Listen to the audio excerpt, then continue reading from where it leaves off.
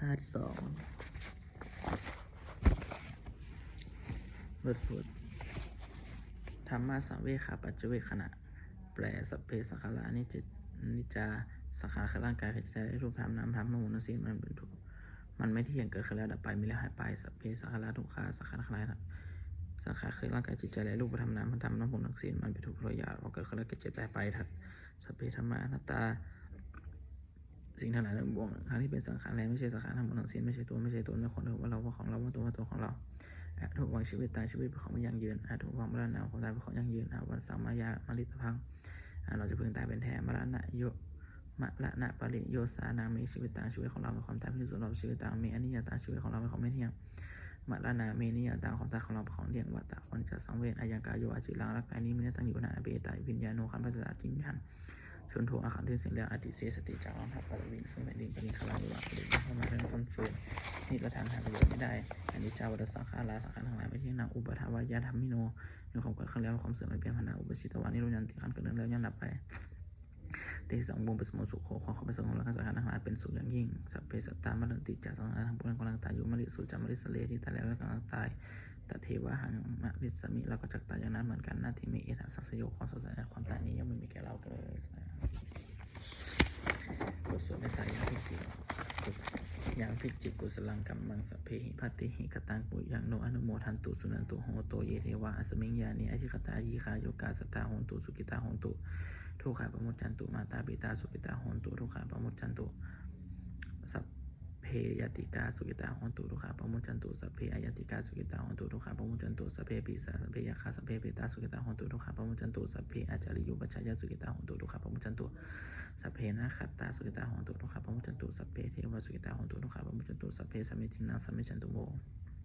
ประสุภชันโมทวดนะโมโพธิสัตว์อาคันติมายะอิติภะคะวานะโมโพธิสัตว์อาคันติมายะอิติภะคะวานะโมโพธิสัตว์อาคันติมายะอิติภะคะวายาเทวตาสันติวิหารวาสนีทูเปคะเลโพธิคะเลตาหิงติตาธรรมทานินะภวันตุปุชิตาโสธิกะโลนเตถาวิหารมัตตะเลเทราจะมัจจานะวากาจะภิกขโวสารามิกาธนะปฏิอุปสากาคามาจะเทสานิคามาจะอิสราสัปปานะหูตาสุกิตาภวันตุเตชะละพุชชาเยปิจานทัสสะภวามสังสีเทชะตาอัฏฐโวปปาติกานิยานิกังธรรมวลังปัจจิจเตสัพเพปิทุกขสักกะโลนตุสังขยังธาตุจีรังสตังธรรมโนธรรมธาราจะปุคละสังโฆโหนตุสมะโควะอัฏฐายะจะหิตายะจะอามหิลัคตุสัทธโมสัพเพปิธรรมจาริโนวิธิสัมปปุรินิอามาเมอาลิมยัปปะเปทิเตปัสสนะโหตุสัพเพปิปานิโนพุทธศาสนีสัมมาทาลังปะเวจันตุกะเลเทวุปวสันตุวุฒิภาวายาสตนาสัมมิทังเนตุเมธานิมาตาเปตาอันตราชังนิจังลักขตุปุตตะกัง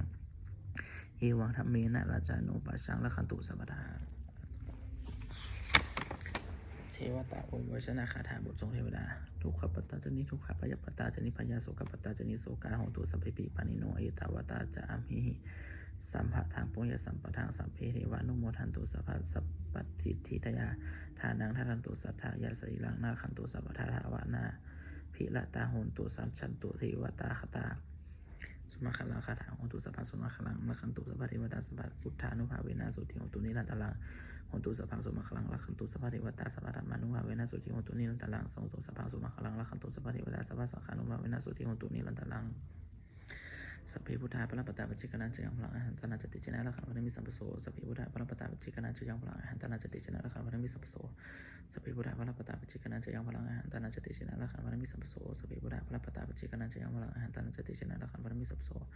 สัพเพพุทธาปรปตาปัจจิกนันจะยังพลังอาหารตนาจติจนะละขันธ์พระมิสัมปโสสัพเพพุทธาปรปตาปัจจิกนันจะยังพลังอาหารตนาจติจนะละขันธ์พระมิสัมปโสสัพเพพุทธาปรปตาปัจจิกนันจะยังพลังอาหารตนาจติจนะละขันธ์พระมิสัมปโสสัพเพพุทธาปรปตาปัจจิกนันจะยังพลังอาหารตนาจติจนะละขันธ์ละขันอรหันตา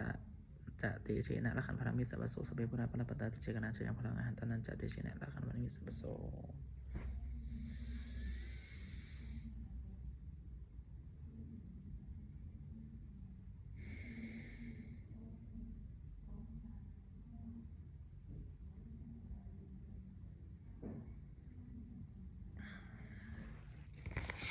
เริ่มหน้าในบุคค กุศลที่ข้าพเจ้าได้สวดสาธยายพุทธมนต์นี้ข้าพเจ้าขอน้อมกล่าวที่ถวายเป็นพระราชกุศลในสมเด็จพระนางเจ้าสิริกิติ์บรมราชินีนาถพระบรมราชชนนีพันปีหลวงสุดเดชสุวรรณคณาและทหารทั้งหลายเป็นวิโยชน์ปกป้องประเทศชาติบ้านเมืองขอให้สู่สุคติด้วยเถิดขออานิสงส์แห่งบุญกุศลนี้จงเป็นสิริมงคลแก่ข้าพเจ้าและครอบครัวข้าพเจ้าให้แคล้วคลาดปลอดภัยจากทุกโศกโรคภัยอันตรายทั้งปวงให้มีแรงรายได้มั่นคงเป็นสมาชิกชาวธรรมข้าพเจ้าไม่มีคนใหญ่ยากจนขอใหญ่มีแก่ข้าพเจ้าและครอบครัวข้าพเจ้าขอให้ข้าพเจ้ามีสมาธิที่ตั้งมั่นในคำสอนแห่งองค์สมมาสมเด็จพระนเจ้าดำรงอยู่ในความดีงามตลอดกาลนานอีกทั้งขอเทพเทวดาทั้งหลายได้อนุโมทนาสาธุบุญกุศลผู้ประสิทธิ์ศาสตร์พรน้อมส่งอนุภาพแห่งมงคลไปสู่พระทุกปปิตาและเศรษฐีทั้งฝ่ายและฝ่ายเราลุ่มดุมงคล34มูลิกาสาเคิลเปลี่ยนด้วยพุทธานุภาพเทวานุภาพและฤทธานุภาพประเสริฐสิทธิ์อำนวยผลให้เป็นสิริมงคลกับผู้ความและผู้ประชาชนการเดิมเป็นบุญกุศลที่ข้าพเจ้าได้ทำในวันนี้อุทิศให้แก่เจ้ากรรมนายเวรของข้าพเจ้าและตัวกระตั้งใจกันดีมาแต่ใจกันดีขอของสิกรรมให้กันเลยกันเถิดและขอบุญกุศลนี้ในกันดีไปได้ทั้งหลาย